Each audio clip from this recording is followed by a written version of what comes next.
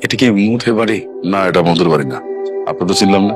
যে আমি ঢাকা থেকে আসছি, মোয়ের ক্লাসমেট। আমার নাম মাহিন। কার কাছে আসছো তুমি?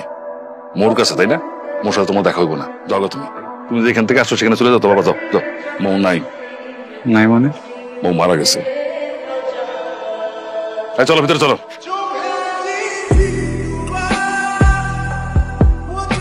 পোলারা দেখো বৃষ্টিতে ভিজা কেমন শীতে কাঁপতাছে, আমার না খুব খারাপ লাগতেছে। তোমার খারাপ লাগতেছে, আমি কি করবো?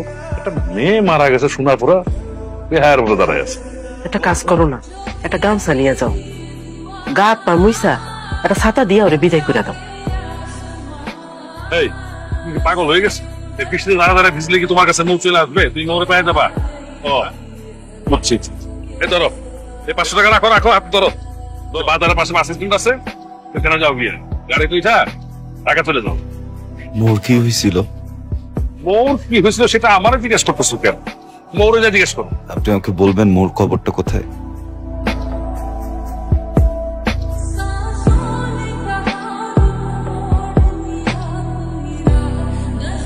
যাইবা না মানে? এটা কোনো কথা হইলো রে বাবা? কালকে জ্বরে কাঁপতেছিলা, বেহুশের মতো পড়েছিলা, তাই ঘরে আইনা কাপড় চোপড় বদলে শুতে দিছি। আর আমি বসে যাইবা না? তোমার কাছে হাত জোর করে অনুরোধ করি বাবা, তুমি যাও গা। তারপরও যদি তুমি না যাও, তোমারে কেমনে বিদায় করতে হয় সেটা আমি জানি। কিন্তু এলন, খাবারটা খায়ালন। আপনি যদি খাবারটা খান তাহলে আপনার একটা খুশি সংবাদ দিব, যেটা শুই না আপনার মনটা ভালো হয়ে যাইব। কি সংবাদ? আব্বা আপনারে মিথ্যা কথা কইছে, মো আপুর কিচ্ছু হয় নাই। ওই যে কবরটা দেখেন না, ওইটা আমার দাদুর কবর। আপা সবাইরে কয়ে গেছে আপনি যেদিন আইবেন আপনার এই কথা কইতে যে আপা মারা গেছে। আমাকে তোমার আপুর কাছে নিয়ে চল। আচ্ছা, আমি একটু বেরোচ্ছি। আপনার খাবার রেডি আছে, আপনি খেয়ে যান। আলগা পিরিত দেখাবান। যখন পিরিত দেখানোর সময় তখন তো দেখাও, এখন তো আলগা পিরিত কেন দেখাও? আরশি, তুই এখানে কি করতেছিস? মামামি শরীর ভালো তো? তো ঝামেলা আছে কোনো বাসায়? না আপা, কোনো সমস্যা হয়নি, আমারে মাফ করে দিও। আরশি, কি করছিস সেটা তুই নিয়ে আসছিস কেন রে?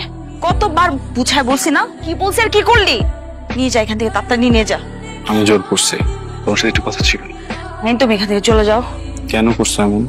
এখন এগুলা কথা বলার সময় নেই, তুমি যাও এখান থেকে, যাও। তা আমার তো কিছু কথা ছিল। কোনো কথা হবে না এখানে মাহিন, তুমি এখান থেকে চলে যাও প্লিজ। একটা প্রশ্ন। কোনো প্রশ্ন হবে না, কোনো কথা হবে না, তুমি যাও এখান থেকে, যাও।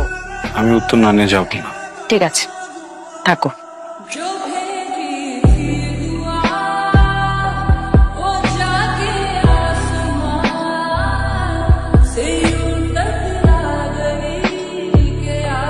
মাহিন, আল্লাহর ওয়াস্তে তুমি এখান থেকে চলে যাও, পাগলামি করো না। যে কোনো সময় কিন্তু চলে আসবে, বুঝছো? অনেক বড় ঝামেলা হয়ে যাবে।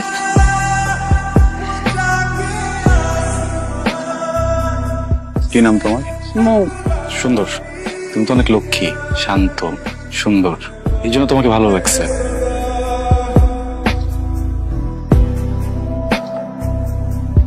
তাই মো, চল। হয়ে গেল, সব চলে গেছে। তোমাদের নামে অভিযোগ শুনতে শুনতে তো আমার অবস্থা শেষ। আর এই তোমার নাম যেন কি? মাহিন। তুমি অতি বাড়া বেড়েছো। Sorry sir. কেমন আছো তুমি? ভালো। আমি ভালো নাই, গতকাল থেকে অনেক জ্বর। তোমার জ্বর আমার ছোটবেলার সমস্যা। কাউকে যদি কিছু বলতে চাই আর বলতে না পারি, তখন খুব জ্বর আসে। আই লাভ ইউ মো, অনেক ভালোবাসি। Will you be mine? Sorry, জোর করে তো ভালোবাসা পাওয়া যায় না, তাই না? It's okay. আমি আর কখনোই এসব বলবো না বা তোমার সামনেও আসবো না। I love you two.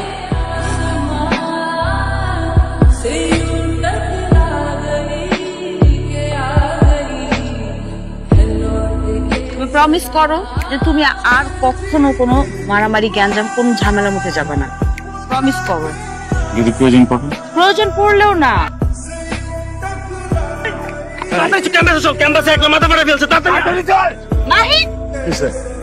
আজকে না প্লিজ।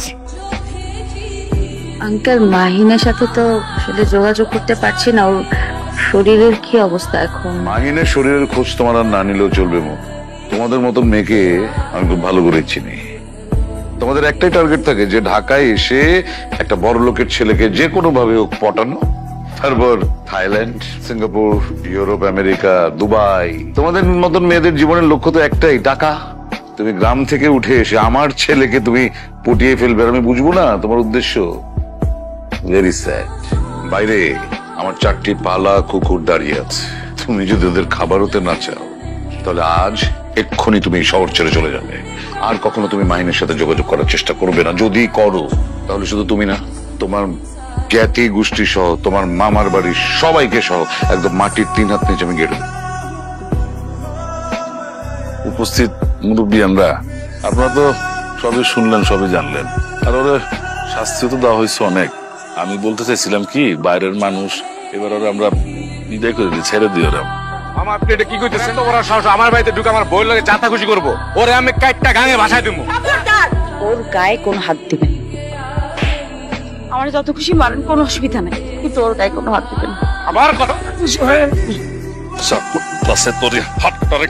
আমি বাজারে নিয়ে তুলে রাখি, যাতে এলাকার সমস্ত পুরুষ মানুষ দেখে আর ভয় পায়, জীবনে যাতে কোনোদিন বউর ভ্যান না তোলে। অন্যায় যা করার সব আমি করছি। আমি তোর লগে অনেক বড় অন্যায় করে ফেলেছি রে মা। তোরে আমি এই পশুটার কাছে বিয়ে দিছিলাম, আমার তুই মাফ করে দে মা। আমি শুনছি এতদিন এই শয়তানটা তোরে অত্যাচার করে, কিন্তু আজকে নিজের চোখে যখন দেখলাম, তোরে আর এই বাড়িতে আমি রাখব না, তোরে আমি নিয়ে যাবো, কিন্তু তোরে আমি কইলে যাবো রে মা। আমি নিয়ে যাই ওরে, ওকে আমি নিয়ে যাই। আমি ওকে অনেক ভালো রাখবো, অনেক আদরে রাখবো।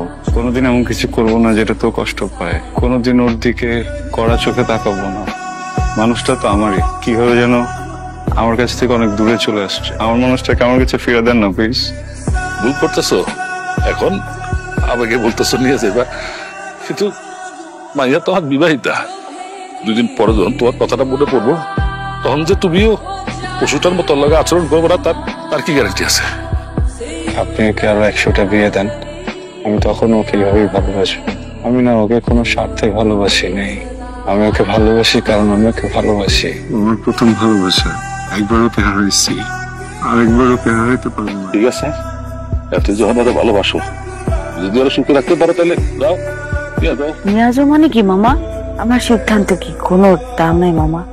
আমাকে কেউ জিজ্ঞেস করলো না একটা বারো আমি কি চাই। মাহিন, আমি তোমার ব্যাপারটা বুঝতেছি, আমার তো বিয়ে হয়ে গেছে মাহিন, এখন কি করব বল? আমার স্বামী খারাপ হোক ভালো হোক যাই হোক, আমার সংসার তার সাথে করতে হবে। আমি সংসারে যখন পা রাখছি, এখান থেকে বের হবে শুধু আমার লাশ। আমি তো জীবিত অবস্থায় আমার স্বামী সংসার দায়িত্ব ছেড়ে তোমার সাথে চলে যেতে পারি না।